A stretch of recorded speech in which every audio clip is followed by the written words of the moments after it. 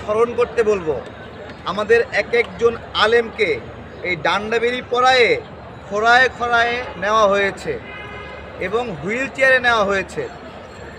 সেইখানে চিন্ময় সাহেব প্রিজন ভ্যানে মাইকে বক্তব্য দিচ্ছে। স্বাধীনতার জায়গাটা দেখেন শুধু, যে আপনারা কতটুকু স্পেস পেয়েছেন আর আলেমরা কতটুকু স্পেস পেয়েছিল। আপনারা যদি এইটা বলেন যে চিন্ময়কে জিজ্ঞাসাবাদ করা যাবে না, চিন্ময় ষড়যন্ত্র করলে মামলা করা যাবে না, চিন্ময়কে গ্রেপ্তার করা যাবে না, রাষ্ট্রের অধিকার নাই চিন্ময়কে বিচারের আওতায় আনা, তাহলে তো রাষ্ট্রের স্বাধীনতাই নাই। রাষ্ট্র যে একটা শক্তি, রাষ্ট্র যে একটা কাঠামো, রাষ্ট্র যে একটা সার্বভৌমত্ব, তাহলে এই সার্বভৌমত্বই নাই রাষ্ট্রের যদি হিন্দু হওয়ার কারণে কাউকে গ্রেপ্তার না করা যায়।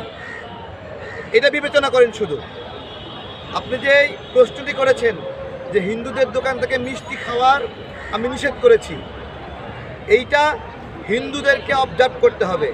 এই যে চিন্ময়দের যে ষড়যন্ত্র, সম্মিলিত সনাতনী জাগরণ মঞ্চ তাদের যে ষড়যন্ত্র, হিন্দু বৌদ্ধ খ্রিস্টান ঐক্য পরিষদ তাদের যে ষড়যন্ত্র, একটা কথা বলি, এই সংগঠনগুলো মুসলমানদের সাথে পাশাপাশি অবস্থান করার জন্য তৈরি হয়েছে নাকি মুসলমানদের সঙ্গে প্রতিদ্বন্দ্বিতা করার জন্য তৈরি হয়েছে?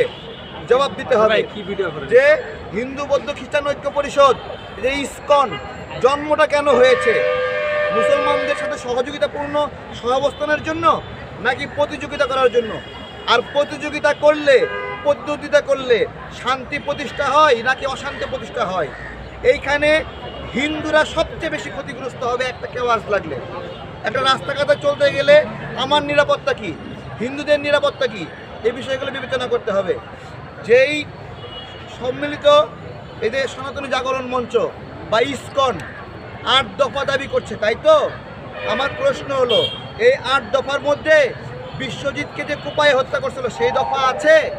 আমি বলতেছি, দেখেন, তারা কি কখনো দাবি করছে বিচার? তারা কি কখনো সুনামগঞ্জের বিরায়ে এই যে হিন্দুদের বাড়ি যুবলীগ নেতা আওয়ামী লীগ নেতা ঘুরাই দিল, দাবির মধ্যে আছে ওর বিচার? দাবির মধ্যে নাসিরনগরে আওয়ামী লীগ নেতারা হিন্দুদের বাড়ি জ্বালায় পোড়াই দিল, আছে তার বিচার দাবি? সৈকত 20টা বাড়ি পুরাই দিল রংপুরে, হিন্দুদের বাড়ি পুরাই দিল ছাত্রলীগ নেতা, তাদের ওই 8 দফার মধ্যে এই ছাত্রলীগ নেতার বিচার দাবি করার বিষয়টা কি আছে? জিজ্ঞাসা করছি। তারা উত্তর দিতে পারবে না। তাদের যে 8 দফা কি তারা নিজেরাও জানে না। 8 দফার মধ্যে আছে শেখ হাসিনা হেলিকপ্টার থেকে বাচ্চা শিশু হিন্দুকে গুলি করে হত্যা করেছে, তারা উত্তর দিতে পারবে? তারা তো শেখ হাসিনা ক্ষমতা থাকায় অবস্থায় শেখ হাসিনাকে তো বিব্রত করেনি, এখন কেন বিব্রত করছে? এখন কেন এই সরকারকে বিব্রত করছে? এই সরকার কি হিন্দুদেরকে অসহযোগিতা করেছে? আগে হিন্দুদের পূজা হতো যতগুলো পূজা মণ্ডপে, তার চেয়ে এই ইউনূস সরকারের সময়ে 50টি মণ্ডপে বেশি পূজা হয়েছে। তাহলে ক্যাসালটা কেন? জিজ্ঞাসা করছি, এই ক্যাসালে হিন্দুরা ক্ষতিগ্রস্ত হচ্ছে কিনা, হবে কিনা সামনে বলেন। আমার মুখে বলতে হবে না। যখন দেখবে যে মুসলিমরা, আমরা তো বলতেছি কোনো মুসলিম ভাই কেউ লাঠি নিয়ে কোনো প্রতিবাদ করবেন না।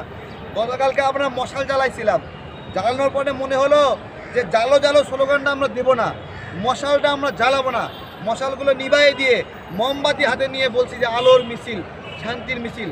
ব্যানারে পর্যন্ত লিখিনি যে সনাতনীরা হলো একজন ভাইকে, আমাদের ভাইকে জবাই করে হত্যা করেছে। আমরা ব্যানারে লিখি নাই এটা, আমরা লিখছি সাম্প্রদায়িক সম্প্রীতি বিনষ্টের ষড়যন্ত্র লিখছি, হিন্দুদের নামও লিখিনি, সনাতনীদের নামও লিখিনি।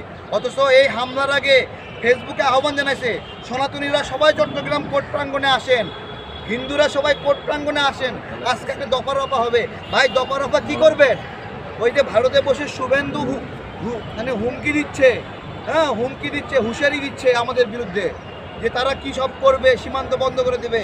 আমি বলি, সীমান্ত বন্ধ করলে শুভেন্দু কলকাতার মানুষ তোমারে পিড়ায় মারবে, এমনিতেই বাংলাদেশিরা না দেওয়ার কারণে তোমরা খাইতে পারো না, দোকানদাররা মাছি মারতেছে, বলে না, নিউজ দেখছেন না? তাহলে যদি সীমান্ত বন্ধ করে, বেচা কেনা বন্ধ করে, তাহলে শুভেন্দুকে পিড়ায় মারবে কারা? কলকাতার মানুষরাই পিড়ায় মারবে। শুভেন্দু, তোমার রাজনীতি শেষ, তুমি বোঝো নাই, তুমি তোমার নিজের দেশের মানুষকে না খাওয়াই থাকার ব্যবস্থা করছো এবং বাংলাদেশের উপর তোমার দেশের মানুষ নির্ভরশীল, এটা